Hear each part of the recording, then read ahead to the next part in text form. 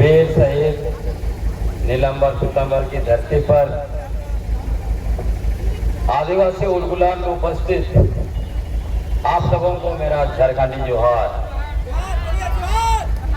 साथियों, 14 सितंबर को हम लोगों ने झारखंड की राजधानी रांची से आदिवासी आक्रोश बाइक रैली की शुरुआत की और वहां से जो मुहिम शुरू हुई झारखंड के कोने कोने में जाकर यहां तक पहुंची है। कल हम लोग धरती आबा बिरसा मुंडा की धरती पर थे। 2 लाख से ज्यादा आदिवासी वहां पर जुटे थे। इतनी बड़ी ताकत, इतने असंख्य लोगों को देखकर कुर्मी महतो हैरान है। आखिर हमने क्या कर दिया कि आदिवासी इतना आक्रोशित हो गए हैं, ये सोच रहे हैं। मैं आपको बताना चाहता हूं, ये लोग कह रहे थे जब हमने इनको बहुत हल्के में जवाब दिया कि आप आदिवासी नहीं हो, आप महाराष्ट्र से आए हो, आप झारखंडी नहीं हो, तब इन लोगों ने कहा कागज दिखाओ, कागज दिखाओ, कागज दिखाओ। साथियों, हमने ब्रिटिश हुकूमत से लेकर जितना इतिहासकार है, जितने दस्तावेज है, जितने गजेटियर है और जितने एंथ्रोपोलॉजिस्ट डॉक्यूमेंट है, सारे चीजों को इतना सारा कागज पटक दिया कि वो लोग जो है धड़ाम से गिर गए और भ्रष्ट हो गए।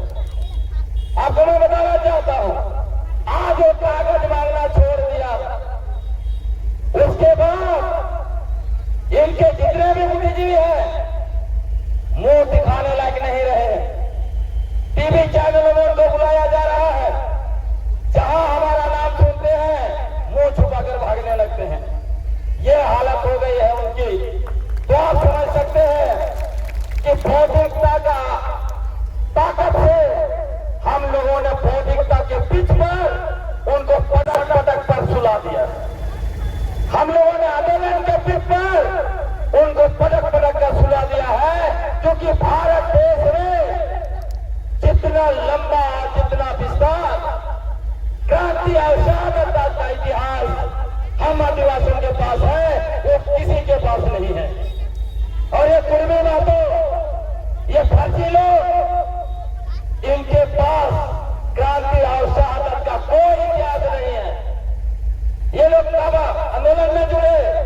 झारखंड आंदोलन का 3रा पेज में मलंग रूप के जयपाल सिंह मुंडा ने 1930, 40 और 50 के दशक में जब झारखंड अलग राज्य आंदोलन को उफान पर ला दिया, उस समय में इनके सबसे बड़े नेता स्वर्गीय विनोद बिहारी महतो उस आंदोलन का समर्थन नहीं किया।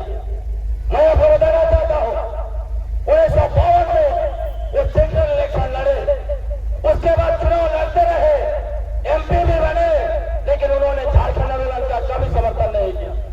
वो कब झारखंड आंदोलन में जुड़े? जब 1972-73 में झारखंड मुक्ति मोर्चा बनी, झारखंड आंदोलन का 3रा फेज में। और ये क्या नैरेटिव बनाते हैं, कहते हैं झारखंड आंदोलन में हमने सबसे ज्यादा योगदान किया है। इसी से आप समझ सकते हैं ये कितने फर्जी लोग हैं, फर्जी इतिहास बनाते हैं। हम आदिवासी लोग इतिहास रचते हैं और कुर्मी महतो हमारा इतिहास कब्जा करते हैं। ये लोग कब्जाधारी हैं। साथियों, मैं जब सारे दस्तावेज को पढ़ रहा था तो मैं समझने की कोशिश कर रहा था। 1871 का क्रिमिनल ट्राइब एक्ट में 163 जाति समुदायों को डाला गया था। उसके बाद 1950 में जब हम लोग के लिए आदिवासी का आदेश आया, उसमें 163 में से बहुत को छोड़ दिया गया। 1961 में लोकूट कमेटी आई, लोकूट कमेटी ने उसमें से भी बहुत को छोड़ दिया। लेकिन उन लोग कभी मांग नहीं किया कि हमको 1771 में शामिल किया गया था, हमको 1950 में शामिल किया गया था। आपका ये निकाल दिया गया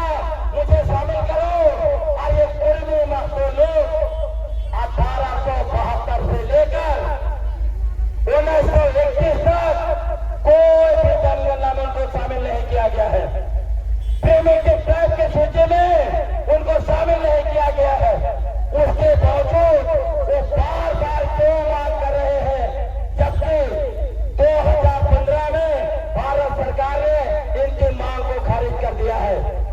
साथियों, मैं इसका गहराई में जाने की कोशिश किया। जब मैं इसका गहराई में जाने की कोशिश किया तब मुझे समझ में आया, साथियों, ये सिर्फ आरक्षण का मामला नहीं है। ये सिर्फ आरक्षण से हमारा राजनीतिक अधिकार छीनना चाहते हैं, इतना मामला नहीं है।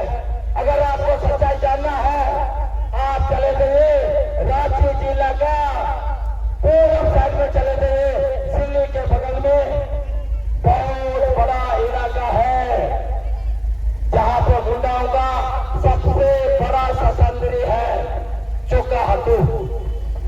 चोका हाथों का जो इलाका में है उसको बोलते हैं सोना हाथों ब्लॉक। सोना हाथों ब्लॉक आप जाएंगे तब असली पता चल जाएगा। सोना हाथों में आपको ऐसे ऐसे मुंडा गांव मिलेंगे जहां एक भी मुंडा नहीं है, सारे के सारे कर्मी महतो भरे पड़े हैं। उनसे सवाल पूछना चाहिए, ये जो मुंडा गांव का मुंडारी का नाम से जो गांव है, ये गांव जहां पे मुंडाओं का इतना सारा ससंदरी है, ये गांव जहां मुंडाओं के बड़े बड़े स्मारक पत्र है, ये तुम्हारा कुर्मियों का गांव कैसे हो गया? आपको मैं बताना चाहता हूं, जब 1873 में डाल्टन लिख रहे थे मुंडाओं की पतंगबाजी को लेकर, तब डाल्टन बहुत सरप्राइज थे। डाल्टन ने लिखा है कि उनको कुर्मियों के गांव में मुंडाओं के बड़े बड़े पतंगबाजी मिले, उनको कुर्मियों के गांव में मुंडाओं का ससंदरी मिला। डाल्टन ने लिखा है ये निश्चित रूप से मुंडाओं के गांव थे जिसको कुर्मियों ने कब्जा किया और मुंडाओं को वहां से भगा दिया है। मैं आपको बताना चाहता हूं, एसी रॉय सबसे बड़े विद्वान थे अक्वापोजिस्ट के। तब एसी रॉय रिसर्च कर रहे थे मुंडा और उनका देश लिखा, तब मैं आपको बताना चाहता हूं, उन्होंने बताया कि कुर्मी महतो लोग बाहर से आए हुए हैं और इन लोगों ने मुंडाओं के इलाका का कब्जा किया। आपको मैं बताना चाहता हूं, ये लोग क्यों जो है कि ये कह रहे थे कि हम जो है छोटानागपुर के सबसे पुराने बसिंदे हैं।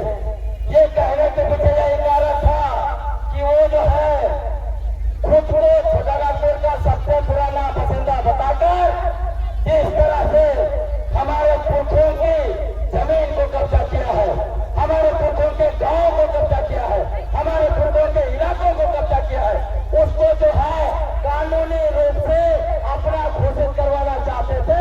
इसीलिए नैरेटिव बनाया कि ये लोग छोटानागपुर के सबसे पुराने बसिंदे हैं। आपको बताना चाहता हूं, ये लोगों ने फांसी इतिहास बनाया।